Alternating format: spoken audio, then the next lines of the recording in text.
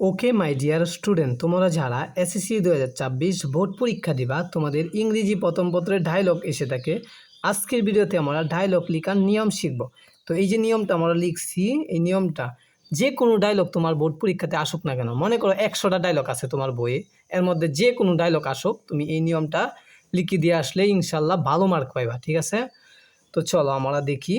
রাসেল এবং জামাল দুইজনের মধ্যে কৌতুকপনকেই ডায়লগ বলা হয়ে থাকে, কথাবার্তা বলাকেই কী বলা হয়ে থাকে, ডায়লগ বলা হয়ে থাকে।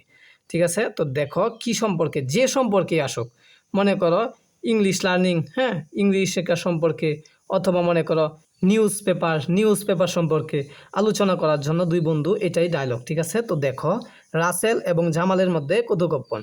তো দেখি, রাসেল জিজ্ঞাসা করলো জামালকে, হ্যালো গুড মর্নিং বললো। ঠিক আছে? জামালে উত্তর দিল গুড মর্নিং। এরপরে আবার রাসেলে বলল হাউ ইজ গোয়িং, কেমন যাচ্ছে তোমার। এরপরে কি করলো, জামালে আবার উত্তর দিল আই এম কুইট ওয়েল, আমার ভালোই যাচ্ছে। অ্যান্ড হোয়াটস অ্যাবাউট ইউ, তোমার সম্পর্কে বলো, রাসেলকে জিজ্ঞাসা করলো। এরপরে দেখো এই প্রশ্নবোধক চিহ্ন, এগুলো তোমাকে বুঝে শুনে দিতে হবে। এই যে ফুল স্টপ, হ্যাঁ, ফুল স্টপ, এরপরে হ্যাঁ প্রশ্নবোধক চিহ্ন, এগুলো তোমাকে বুঝে দিতে হবে সেন্টেন্স অনুযায়ী। তো মুখস্থ রাখবা, সবগুলো মুখস্থ করবা, একবারে কুটিনাটি মুখস্থ করবা এটা। পরে রাসেল বলল আই এম অলসো ফাইন। এরপরে it's a great pleasure to see you. এরপরে কি বললো, জামালে বললো ইয়াস ইনডিড ইট, হ্যাঁ ইনডিড ইট বললো। এরপরে রাসেলে বললো আর ইউ ফ্রি নাও, তুমি কি এখন ফ্রি আছো। এরপরে জামালে বললো নো, আমি ফ্রি নাই, একটু এডুটেড নিল। ঠিক আছে? এরপরে বললো ইউ ক্যান টেল মি, তুমি বলতে পারো, আমি ফ্রি নাই তাও তুমি বলতে পারো।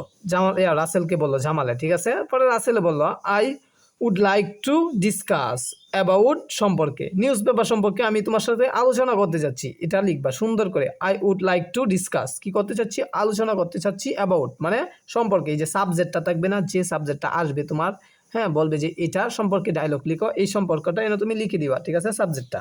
এরপরে দেখো জামালে আবার বলল obviously I am always ready to tell you whatever you wish to know.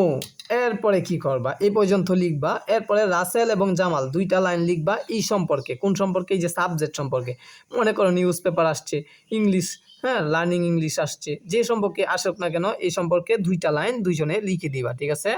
এরপরে কি করবা, Rasel you have given very good information, এই যে ইনফরমেশনটা সম্পর্কে আলোচনা করলা, এই ইনফরমেশনটা very good information. Thank you very much, হ্যাঁ, দেন ইউ ভেরি মাচ। এরপরে লিখবা Jamal are you most welcome, এই পর্যন্ত লিখে দিবা। আর ইউ মোস্ট ওয়েলকাম এই পর্যন্ত লিখে দিবা। ঠিক আছে? তুমি নিয়মটা ভালো করে তোমার খাতায় নোট করে রাখো। এই যে এখান থেকে শুরু করবা এই পর্যন্ত ভালো করে সুন্দর করে হাতের লেখা যেন সুন্দর হয়। আর কুলনগুলা দেখো, এই যে কুলনগুলা দেখতেছো না ভাইয়া, এই কুলনগুলা যদি তুমি মনে করো সুন্দর না হয়, এইখানে দুইটা কুলন, এরপরে এইখানে দুইটা কুলন এসে পড়ছে, এরপরে এইখানে দুইটা কুলন আসছে, এইখানে দুইটা কুলন আসছে, তাহলে দেখবা মার্ক পাইবা না। ঠিক আছে? কি করতে হবে, কুলনগুলা একবারে সোজা রাখতে হবে, হ্যাঁ, স্কেল দিয়ে ধরলে যাতে সোজা হয়। ঠিক আছে? এমনভাবে সোজা রাখতে হবে, তাহলে মার্ক পাইবা। এবং দুইজনের নাম দেখবা, যদি প্রশ্নে দুইজনের নাম উল্লেখ থাকে, তুমি এবং তোমার বন্ধুর নাম উল্লেখ থাকে, তাহলে ওই নাম ব্যবহার করবা। ঠিক আছে? তুমি এই যে রাসেল জামাল দিছি আমি, এই দুইটা নাম দিও না। প্রশ্নে যে দুইটা নাম দেওয়া থাকবে না ভাইয়া, এই দুইটা নাম দিবা। যদি না থাকে তাহলে তুমি নিজস্বভাবে তৈরি করে নিবা, বা হ্যাঁ যে কোনো নাম দিয়ে নিবা। ঠিক আছে? এরপরে এইখান থেকে শুরু করে এক পর্যন্ত, ওয়েলকাম পর্যন্ত তুমি লিখে দিবা একবারে সুন্দর করে এই ফরম্যাটটা।